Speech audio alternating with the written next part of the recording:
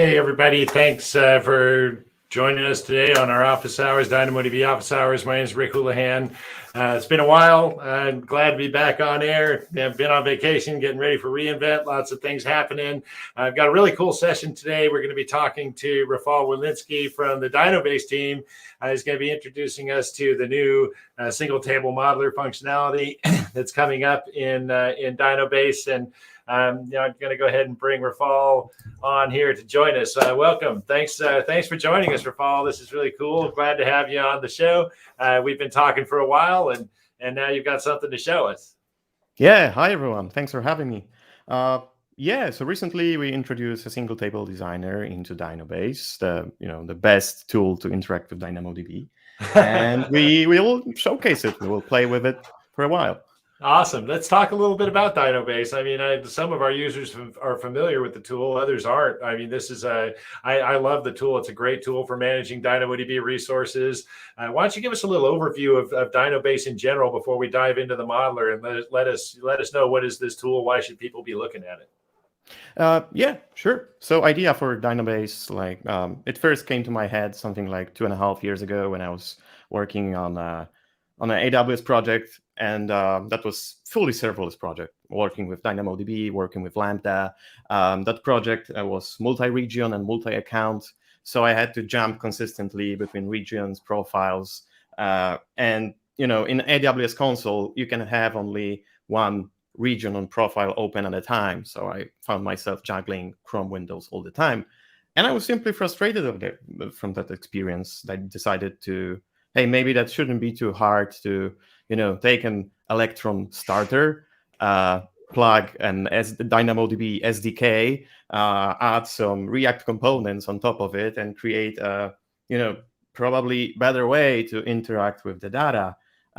So I went on this really foolish crusade because I thought it was going to be, super easy.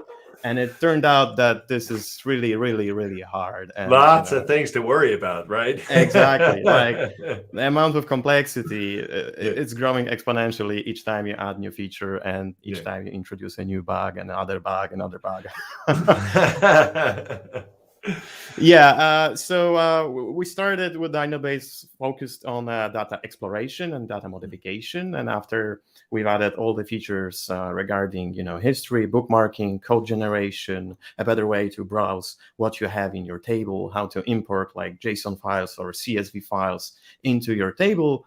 I found that this part of application is mostly done, and maybe we could work a little bit on the second part, which is preparing on working with DynamoDB. That is data modeling, preparing your data model, like how you should actually put things into the table so they will be easily accessible and your table will be infinitely scalable.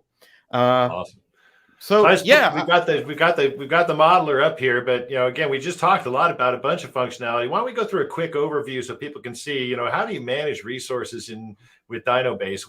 A lot of people are going to look at this and say, hey, I've got the console. Why don't I just use the console, right? Give us a quick rundown, because I honestly, I was really impressed when I started looking at, how I could import different profiles, different accounts, it's really built for people who are using DynamoDB in production at scale, and it's also built for people who are just getting started. So, let's just before we dive into the modeler, let's just take a quick look at some of the base functionality here, where you can managing tables, exploring tables and whatnot, and what you can do here. Yeah, sure. So when you launch a Dynobase, the first view that you see is this one. And this view is for your table exploration. In the top left corner, you can see a drop down with your profiles. I only have one, but if you'd like to add another one, I can, use a access and secret key pair, or maybe single sign-on credential process or MFA authenticated profile. And this dialog will guide me through adding a new profile, not only to Dynobase, but to my, local toolchain, which means that this profile will work also with the CLI, SDK, NoSQL Workbench probably, and other tools that are using standard authentication methods. Once my profile is set up, after launching the tool, I can see all of my tables across the regions. So I'm not like in a context of one region. I can jump from EU West to EU West 1 to EU West East 1 in a few clicks. And in a DynamoDB native console, that takes a little time. Yeah, believe me, I know, right? I have a browser open with 12 tabs, and I've got, because that's the only way to do it efficiently is to click across tabs. So having this kind of drill down menu on the side of all your tables, all your regions, what I really like by profile, right? I mean, I always end up having to launch, incognito windows in Chrome and log in under this profile or that profile, right? It just gets so confusing, right? So just to have it all here, drop down, nice organization, that alone is worth it, right? So didn't mind to interrupt you, but you're just touching some buttons where it's like, I have a lot of familiarity with trying to do this stuff. So I know exactly what the problems you're trying to solve. Yeah, exactly. And when you have multiple tables across regions and you don't know where that exact table is, you can just, type it and search for table for tests, and boom, there it is. And an EUS2, I click it, it automatically loads like first 1,000 and almost half items in a blink of a second. It's much faster than DynamoDB console because of the way how it paginates. I'm using here a streaming method where, I'm constantly progressively loading all the items until there is no next pagination token. Of course, if you're wondering about the costs, if you don't want the behavior to be happening, you can always disable that in the settings. But that's actually a minor thing. What we focused on when we've been designing Dynabase is to make that accessible for people that are not aware of the DynamoDB, all the DynamoDB things, like GSIs, partition key, sort key. When I'm coming from NoSQL perspective or Postgres world, I have no idea about all that. So we try to abstract away all those things that are deeply ingrained into DynamoDB. For instance, in console, you have to select whether you'd like to query or scan. But as a newcomer to DynamoDB, I have no idea what's the difference between a scan and query. They sound so, they sound like the same, but the difference is radical, right? So if you'd like to find something by just email, I don't have to select query or a scan. I can just type an attribute name that I'm interested in, attribute value that I'm interested in, and then Dynabase will figure out whether that attribute is indexed or not. If it's indexed, then it is going to try use a query. If not, it is going to use a scan. Of course, scan is more costly and slower, but maybe let's try on some other table. So interesting. It's almost like when you think about that, that's partially what Particle will do, right? Particle will kind of parse the SQLite query, look for indexed key values and equality conditions on indexed keys. If it finds one of those, it says, okay, here I'm going to go to this GSI. So you're kind of doing the same thing where a user can just say, hey, look, I'm interested in, and this works fine if I'm, let's say, using a multi-table or single table design. I can use a generic key name like GSI1PK. If GSI1PK equals X, I want to see this, the items that have that condition.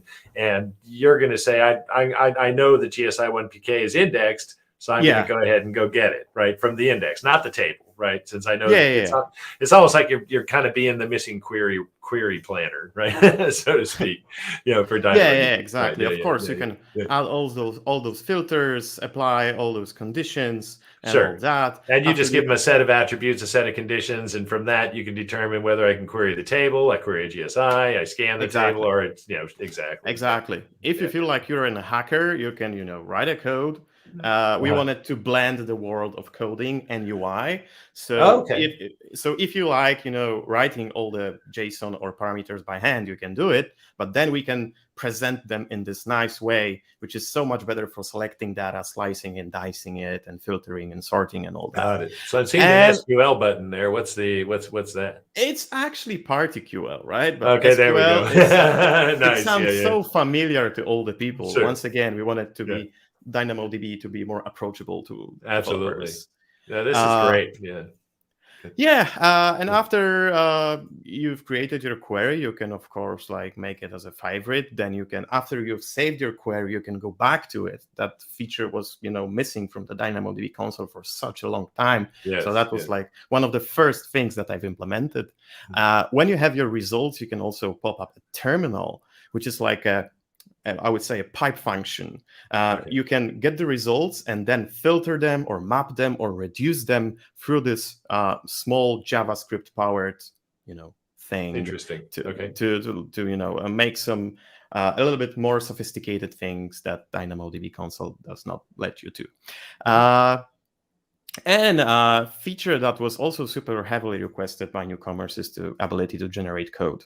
So, the syntax of filter expressions or expression attributes name, attributes, expression attributes values. That's something really, complicated. There are reserved keywords. There are so many pitfalls when you're creating a query parameters. Right. So after you created your query, you can just go ahead, copy the parameters for Golang or Python or JavaScript and just paste it to your project, and boom, nice. and it's ready. So, and the results will be exactly the same as in Dynabase. What else? Recently, we also started working on an operation builder. So I can, start typing things like if I would like to create an update operation on a partition key where the ID equals to 1, 2, 3. And as I'm typing, you can see that the generated code is being, updated as I'm creating new things. So for instance, here I would like to set, I don't know, like for instance, path key to some string called value, and I can just go ahead, grab that, run node, and it's ready. And nice. This code simply works, and it is accommodated to your profile. It works in the context of your profile. That's very nice. And yeah, you can also, what else? I can see where this is going. I mean, one of the things I'd like to see there would probably potentially even be a Lambda simulator, right? Where you can just say, okay, here's a simulated stream handler and the Lambda execution. It's essentially just a little execution framework inside the tool where I can simulate a stream record or a stream change on one of those operations. And then what's the Lambda code that would fire? Let me execute and post you the result, right? Because right now that's kind of a little bit of a pain to actually, you have to go create the functions, you got to upload the code, you got to, create the test event. You can do all of that inside of this. You can even publish that straight to Lambda, right from the tool. So I can see your head. The rocks are tumbling inside there, right? I mean, like there are so many people that are against local emulation. But, we can hey, you know what? If I have a nice little, emulator that just runs my Lambda code, it's like you said, it's just Node.js, right? I mean, I can run, and you can have a Python emulator. All you really need to know is that, here's a function framework. Here's what I would expect to see. The definition of the stream record is out there for you. So, if you've got sample data from the table, you've got the definition of a stream record looks like. You have an operation builder that tells you what the update is. Hey, why not? Here's what my Lambda code here's the Lambda code I want to execute on that update. Now, test it right there before I have to go and publish it and create this thing. It's like a localized environment just for development, right? And then you can actually publish it. We're defining a new product for you here, and that's actually. That's okay. That's what we do a lot of. It's think big, right? No, this is so we kind of that leads us to a whole conversation about this new functionality that we're actually here to look at. This is the the single table designer. Rafal and his team came to me some time ago and talked a lot about that. We talked a lot about the web modeler utility that I had. You liked a lot of the functionality there. I lamented the fact that I didn't have the development resources to pursue the idea, and you said, "Hey, that's what I'm here to talk to you about." So I was like, "That's awesome." So we talked. I actually had a lot of input into this in the beginning, and Rafal's run with it in so many ways, and that's really what we're here to talk to you guys a little bit about today. Is how Dynabase is working to kind of embrace the whole concept of single table design and starting to help define that standard of what that data model and what the metadata that defines that data model actually looks like. So, let's go ahead and just kind of walk us through what do we do here? I think we had let me go ahead and bring up another share here. It would be the data model. I'm going to find that. What was the data model that we sent out? There it is. And I'm going to share that screen.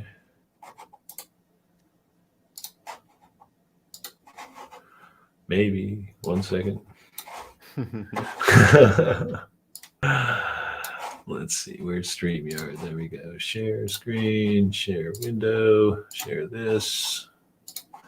And let's go ahead and pop that onto the stream. So we talked a little bit about this, Rafal and I, before the session. I sent this tweet out the other day where it's a relatively simple model. It's kind of customers' orders. We've talked a lot about this. This is kind of almost like a standard model we reference in NoSQL. It's a nice, straightforward hierarchy. Customers make orders. Orders have items. Those items basically are products. And you can kind of think of the access patterns that we kind of want to support here. Give me all the customers' orders, for the last 30 days or for some period of time. Give me maybe a specific order by order ID, right? Might want to know, hey, what are the products that are currently, have back ordered, right? What are the line items that have been, what are the products that were ordered in a given region or a given time frame across all customers, right? Things like this, right? Yeah. So, let's go ahead and just create this model. We're just going to be a simple, straightforward, model. And we're going to, create a hierarchy or two, and then we're going to create some indexes. We're going to show you how all this works inside a Dynabase, and we'll start from there. Let's just create that customer's database, our customer database, and fire away. All right. So we start by clicking a new model, and we are presented with 4 inputs that are saying something about what we are trying to achieve here. So partition key. I know some people like to specify something really, really specific, but I like going with just PK and sort K because that is, I would say, future-proof. You can always evolve your patterns, and when there is a new business requirement, you can easily accommodate that without additional migrations or table changes. So I always go just with PK and SK. The entity attribute type, it's the attribute that tells you hey, this is an order, this is an order item, this is a customer, this is a product. So inside this one table, we can actually distinguish what is what without some other more sophisticated things, but we can always just refer to that specific attribute. I like to just use type because it's short and sweet. And the model name, I think we can say something like, I don't know, other orders and customers. After we create model, we are presented with this very, very small table. It's like, beginning of our journey. And I'm looking at my this diagram right now. So I feel like the central entity of that model is a customer, right? Because the customer has orders, customer has a profile, customer has addresses. So I feel like the customer should be the base thing. So I think we should just start modeling by creating a customer partition.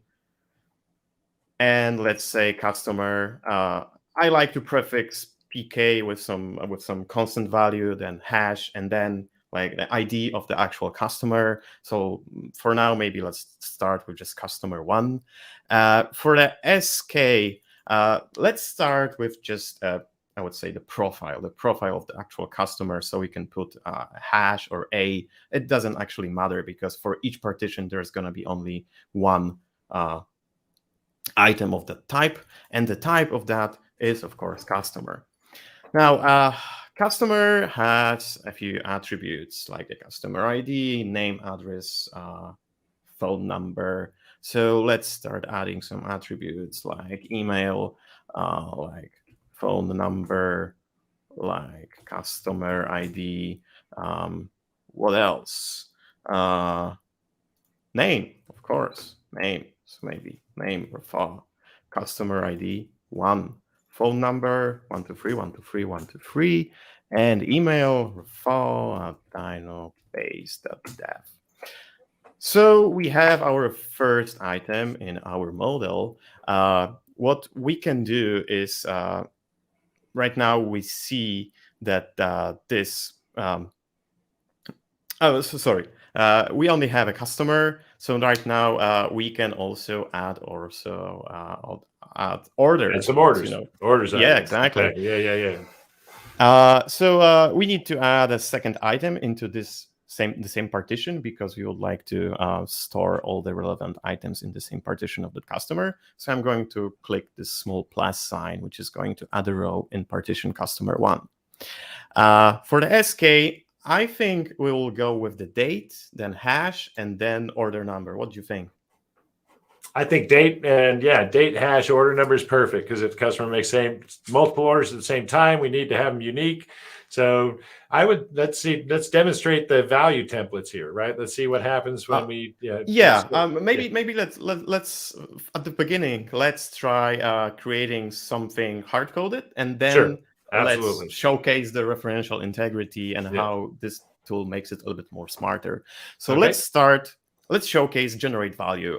So when we are creating those models, we often, populate with the sample data, but I usually run out of ideas for the sample data pretty quick. So we added the Faker.js based those generators. So I can just right click, generate value, date, time, ISO, and the date is here. As I mentioned before, we wanted our secondary key to be date, then it's going to be hash, and then it's going to be order number. So order number, let's just make it 01, and the type, it's going to be an order. Now, what are the properties of the order? Order is created at some date. So maybe let's create it at, and let's generate the value once again. Let's use a date. And order ID,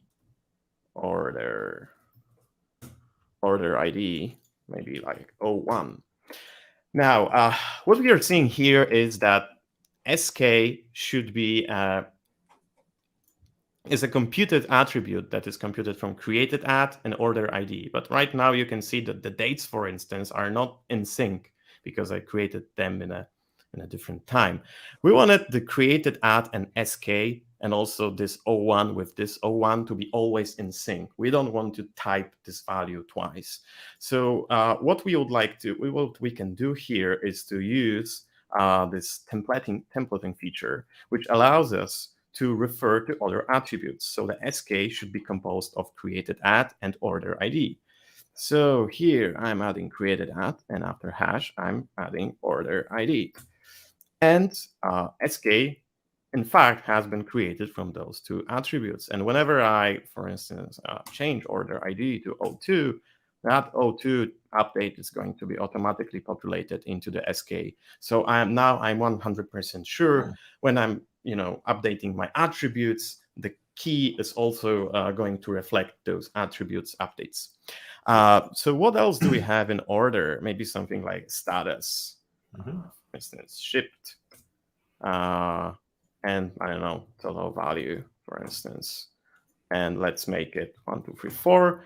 And by the way, right now we have only strings. In DynamoDB, we have a few data types. So I can just click on this S and change it to N, which stands for number. And now I have this nice number picker, which is suited for numbers. So that's interesting. Rafal, I'm pretty sure that you saw the drop down when you clicked on the S, but all we saw was we only see down. All right. Because so these context menus might not be showing on the screen share, but I'll just call it out. When you're expecting a context menu, the other one did show, the one that showed all the sample values and everything, no problem. But that one just showed only one option, but that's okay. Just so folks know. Sometimes the StreamYard screen share doesn't show all the alerts and context menus that are popping up. I just noticed that, so just for clarification. Yeah. All right. I've just realized that someone said on a chat that we forgot about addresses. I think that in this entity diagram, the address was a separate, completely separate entity, but it was. Sorry? Yeah, go ahead. But again, so that's a good point. We have multiple ways to model that. We could model addresses as address history within the given customer's item.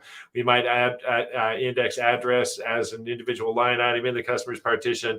A lot of that might depend on how are we looking up those addresses, right? Yeah. Do we care about, hey, who are all the customers that live at the same address? Then I probably want to put them in separate items so that we could index them, and I could select all the people who live at the same address. But more than likely, I would think what I really care about is the customer's address history or the customer's address selections, right? Where have they shipped products before? Like I know at Amazon, that's something we store. When you ship a product order, it goes someplace, we maintain a history of that. And then you say in the future, if you want to select an address, you can select from where you've shipped it before. That could probably live on site in the item itself as a collection of addresses, right? Since most customers are only going to have a few, right? Yeah, exactly. Exactly. Yeah. Sorry, we're getting into modeling discussion here, but for the purpose of today's discussion, I think we're really going to focus on the customer orders, order items. We're going to show folks how to index on those dimensions. As far as the other extended, entity lookup tables and whatnot, probably not so much. We're really here to kind of showcase more what Dynabase can do, right? Yeah. All right. So maybe we can just add yet another order into this customer. So assume this customer made 2 orders already. So right now the row, after I click the plus button, the row is empty, but I can add a second order. And once again, you cannot see the model that I am seeing right now, but it is asking me like, hey, you are trying to add another instance of an order, which is a model that has been already defined. Would you like to pre-populate the values from the model? And I'm clicking OK. And now all the template values and all the attributes that have been used previously are also being applied to this new item. So let me just generate value here and put a new order ID here. As you can see, the referential, this templating feature makes sure that everything is in sync. Status maybe just waiting, and total value 1, 2, 3. Okay, so we have 2 orders, and I think like this is a good moment maybe to showcase querying before we add line items. What do you think? One way or the other, however you feel more comfortable with it. Let's do queries, and then we'll show line items. Absolutely. Okay, sure. Yeah, I just wanted to showcase querying right now because the model is not so complicated. It's really simple. So after we click this icon, which is Show Height Query Builder, we are presented with a query interface. So as we start typing, we have a list of suggestions of the PK that we have. So I can just select the customer one that I've created a moment ago.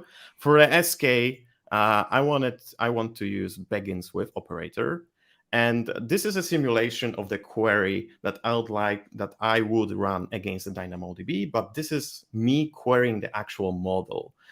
So it helps me kind of simulate how the queries are going to behave on the real data.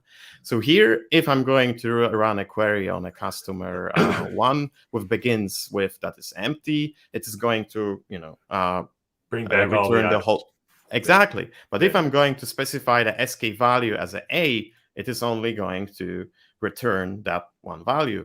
And you can notice that as I'm typing things, this table with query results is being dynamically generated. It's really nice. This is really nice, Rafal. I mean, one of the things that I think customers really need is exactly a tool like this, right? We can create the model, we store the model, and some of this functionality is in the web modeler tool that I built. But again, I'm one guy.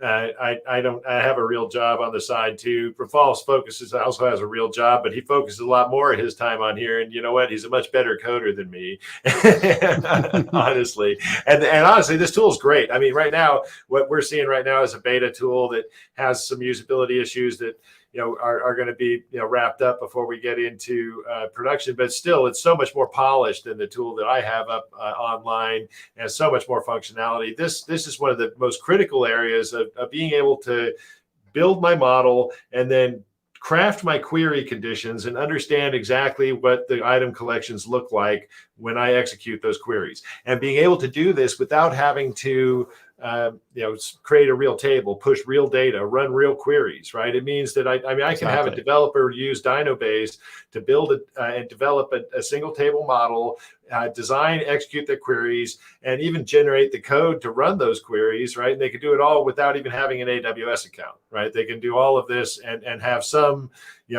confidence that what they're creating is going to execute, in a real environment, right? And we add the Lambda execution, framework on here, and you've got a whole app deployment framework right there. You can just build end to end, right? Design your data model, build your Lambdas, push it all out there, and deploy your whole app, right? You're gonna replace AWS. Maybe that's stretching it a little bit. That's okay. This is good stuff. I love it. Yeah. So we can, of course, save the query for later. So here I'm querying the customer 1, where the SK begins with maybe let's set it to 202 and save the query as customer orders. Let's say actually probably the better query would be greater than 30 days ago, right? Rather than begins with, right? Because that's really the way what this data is set up for. Because honestly, when you query that, then again, what comes back is the customer's metadata as well as the orders, right? And if we want to subset those orders, you can have older orders, whatnot. But anyways, the idea here is, I think, very, very clear. Is we can create the queries, we can save the queries, we can tweak the model, we can come back, we can run those queries, add filter expressions. Exactly. It's and some query, we can save that, and after we are evolved on a model, we can go back to this place, select a query that we saved previously, see whether the result is still the same, or maybe we did some error and we have like some kind of key clash or something like that. So we'll be also working on a unit testing framework, but that's a future where we could evolve our data model totally offline and check whether that it's still and working as we intended. Query preview future is super cool. Well, thank you. All right, so maybe we should just go back to the line items because we already showcased adding items and querying items. So maybe let's just add a line item into the order O2. So let me just add a row. Here, let me just enter a placeholder value, which is going to be a date, and it's going to be O2, and the line item, it is going to be I1. So here we have something like, I would say, correct me if I'm wrong, it's a hierarchical index, right? Because we have order, and then we have order items. So let's type order item. And the order item is going to have a few fields, like, for instance, product ID, also the order ID, created at, what else? Probably quantity. Quantity, you'll have line item, right? Price, line item ID. Line item ID, maybe generate some value, like number. For the price, also the generate a number. For quantity, also generate a number. Created at, it's going to be a date, of course. But it should be the same as the order, right? So I would actually just copy the value at the order and say this line item created at, Yeah, that's a clever thing to do. Yeah. And for the order ID, it's going to be O2. And here we would like to use, once again, the templating feature. So created at hash. Then it's going to be order ID, and then it's going to be line item ID. Boom. And everything is in sync.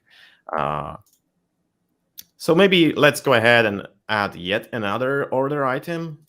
So we'll have a little bit more data to play with.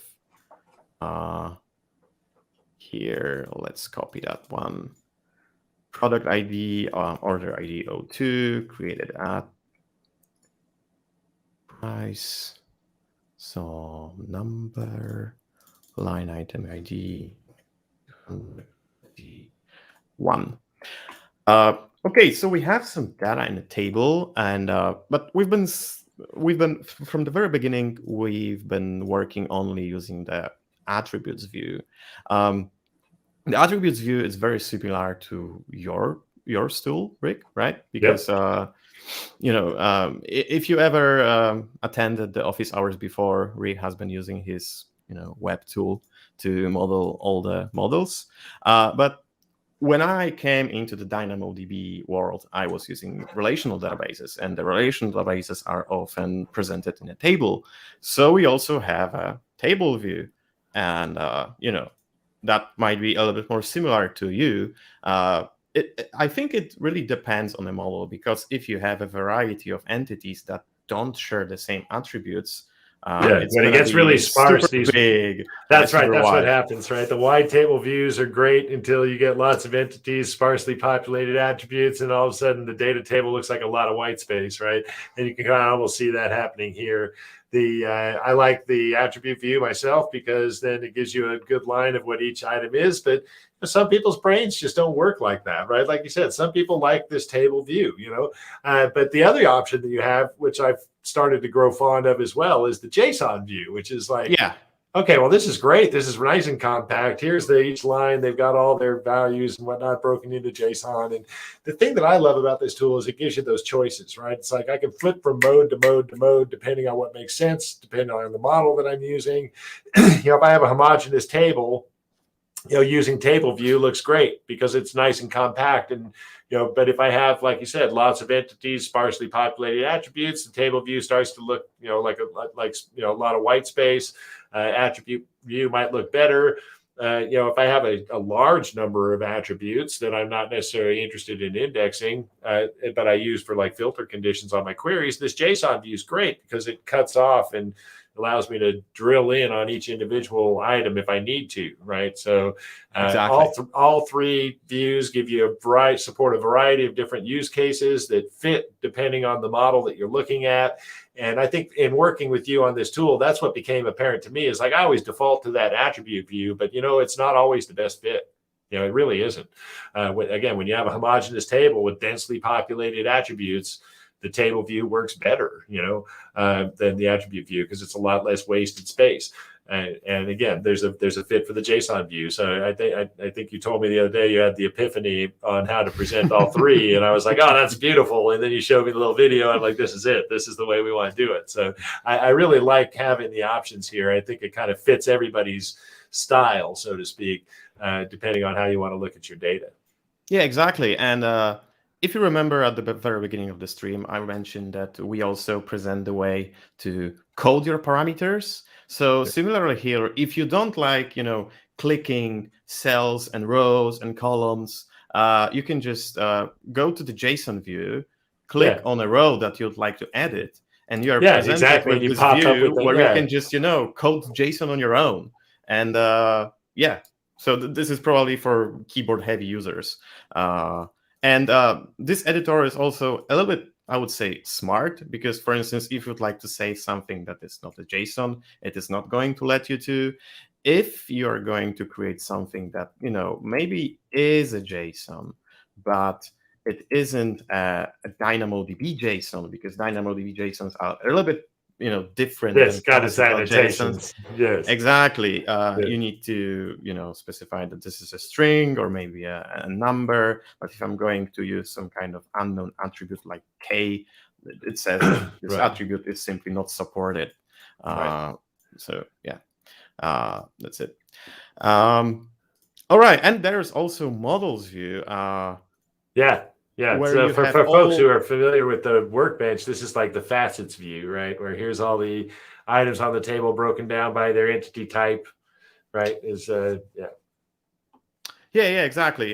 We are planning probably to add like defaults here. So when you add a new instance of a model, then it would be automatically populated, like, for instance, with dates on a created add field, or with some kind of UUID on order ID.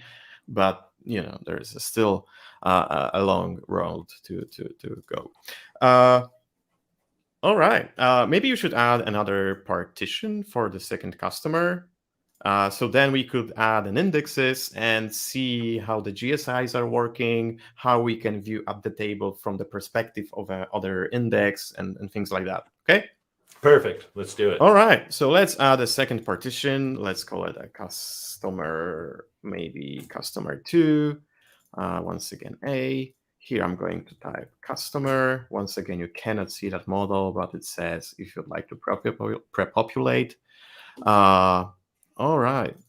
Here it's going to be A, email, generate value, some email, some number. Well, not technically number, but okay. Customer number 2, name, generate, word. Okay. And maybe also an order.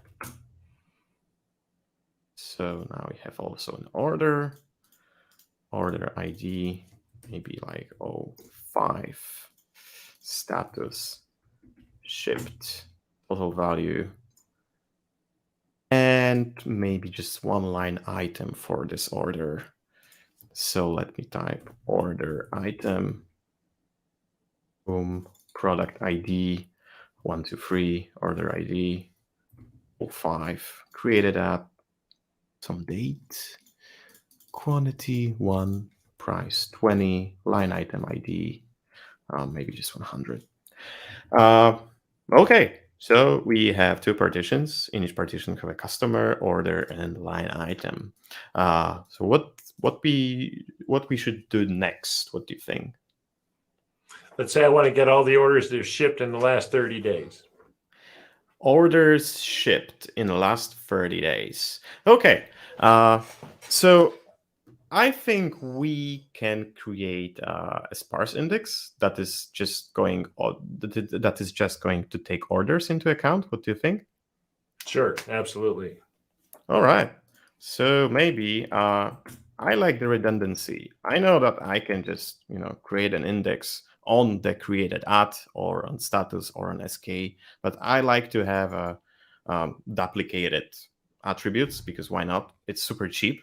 And it makes things so much easier.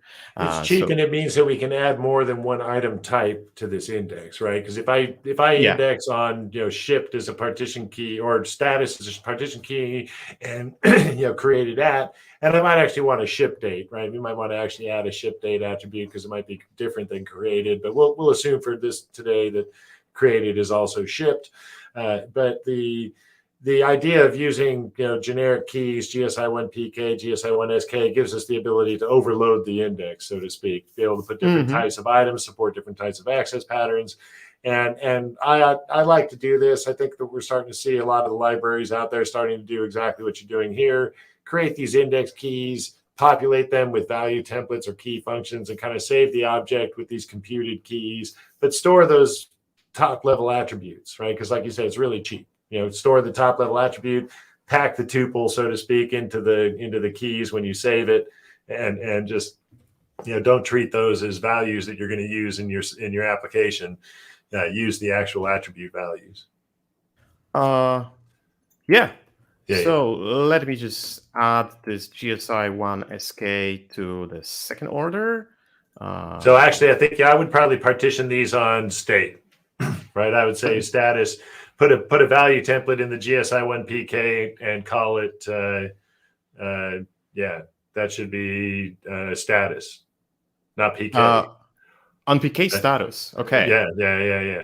Because what we're looking for is all the orders that are shipped across all customers, right? Yeah. Oh, okay. All right. And so then that would just be, the created at would be in the sort key, exactly. And what you're seeing right now is Rafal's having to type those value templates into each one of those order items. That's an open defect on the product. When he changes the value template in one, it should reflect across the other. So just another one of those indications. It's okay. It's a beta product, folks.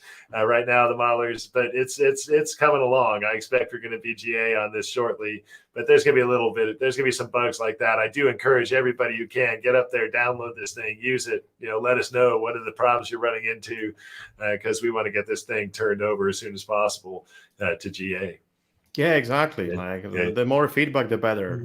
We would like to hear your voice, and right. All right. So I've added an attributes GSI1 and GSA1 PK and GSM1 SK. So now let's say I'd like to turn them into an index. So let me select a partition key for the GSI1. So this is going to be GSI1 PK, and for the sort key, it's going to be GSI1 SK. I can also select a projection, but let's stick with all for now. And let's click create a global secondary index. So as you can see right now, the layout of the table changed a little bit. The indexes that have been indexed jumped before all the other attributes, and they are no longer presented here. So I have like a clear understanding which items are being indexed by the GSI. And actually, if I click the GSI1, I can see the table from the perspective of that index. If I would run a query on that, like these are the only items that are available on that index and nothing else. Right. So let's go. And that's because those are the only items right now that carry those attributes. We've got another order down below in the other customer's partition. We would probably want to add those. Yeah, exactly. Yeah. And so there you go. Now, eventually, again, when we update one, it'll pop a dialog and say, hey, do you want to update just this item? Do you want to update all items of this type? That functionality is not there yet, but that's coming. But you can see right now, what I really like here is exactly what you showed us. We've got the key attributes. They're kind of up front, right? We've got the partition key from the table, the sort key from the table, or whatever view we're looking at. Those are the ones that are the furthest left. As I click across the various indexes, what I'm doing is I'm shifting the keys. I'm shifting the keys to the left to show me what it looks like from the view of those particular key sets, right? That index, those indexed attributes. If those attributes exist on the item, it's going to show up. If they don't, they won't, right? And so, what's nice here is you can see how all these different, you can very clearly see which ones of your which items from your table are being replicated to which GSIs, which is really nice. So as you add new items to the table, for example, you can kind of already see very clearly which GSIs are available for them, right? If an item is indexed on only one dimension, on 2 dimensions, on 3 dimensions, right, it's going to show which ones it's showing up on, and you can say, oh, I need to index this item on a different dimension. Oh, guess what? GSI 2 is not indexed on this particular item. Let me use that. Right, it's right in front of you, right? So again, I think that a lot of thought went into kind of building this designer and taking lessons learned from the previous attempts, right? So this is almost like, even though it's Dynabase's first iteration, it's almost like a 3rd or 4th generation tool, right? We had the Workbench, we had, well, first there was my read-only web modeler, then there was Workbench, then there was the editable aggregate view in the web modeler, and now there's Dynabase, right? So it's like it is the evolution of all of those tools. It takes its DNA from all of those tools, and it shows. I mean, it is a very nice tool. I think I sent out the tweet before. I said this could become my default tool. After playing with this thing, since you implement this functionality, absolutely. I mean, at some point I'm going to be deprecating the web modeler. I know there's people using it, but this tool is model compatible with the web modeler, right? Exactly. So anything that you build with that is going to actually be, you can suck right into the Dynabase tool. And what I actually see happening already, Dynabase is collaborating with the SenseDeep team and the one who built the one table library on a standardized model across all these platforms. And I actually see that model is going to extend much faster, and it already is, than I could keep up with. So having the Dynabase team, the SenseDeep team out there pushing the envelope with tooling like this is tremendous, because I can't keep up. So I love it. I love what you guys are doing. It's awesome. Yeah, as you mentioned before, this tool is compatible with your tool. It is also compatible with DynamoDB one table library. I feel like we are working on this kind of standardized model for this single table things. Who knows what we are going to see in the future? Maybe like a library of the models that you can, grab and employ into your project, just to make it a little bit easier. And as you can see, there's also this grayed out option for the DynamoDB toolbox. So Jeremy, we're coming for you. Absolutely. Yeah, I mean, like DynamoDB toolbox, for those who don't know, is this library that is not an ORM, but it makes interaction with single table design so much easier. So we thought like, hey, we should just streamline the experience from the designing the model, designing queries to the code, like, make it a one big smooth process, and effectively make the onboarding to DynamoDB so much easier, because it's going to be just that's the best database for your project. And absolutely, I love it. It's unbeatable, right? I mean, we're starting to see the competition move towards things we've been talking about for years, right? Serverless, on demand, elastic provisioning, right? It's going to blow away any legacy technology, right? And we're starting to see competition recognize that, right? In July, MongoDB announced the serverless offering, right? There's some ways behind us, right? But they're on the trail. This is they know people who have built the legacy solutions. They know they're losing the business to the elastic provisioned on-demand solutions, serverless applications. It is the wave of the future. So and tooling like this is what we're lacking in so many ways. It's good to see it coming out, and good to see it coming from the community. So I really, really, really happy with what you guys have done. Yeah, happy to hear that. Back to the modeler. We also stole from UX things from the greatest program ever written, which is Excel. Absolutely. Everybody uses it, right? Even for DynamoDB modeling, right? If the model becomes really, really big, I saw people using Microsoft Excel or Google Sheets, because that's also so good. And if you think about the templating feature, that's like also kind of stolen for Excel. Formulas from Excel, exactly, right.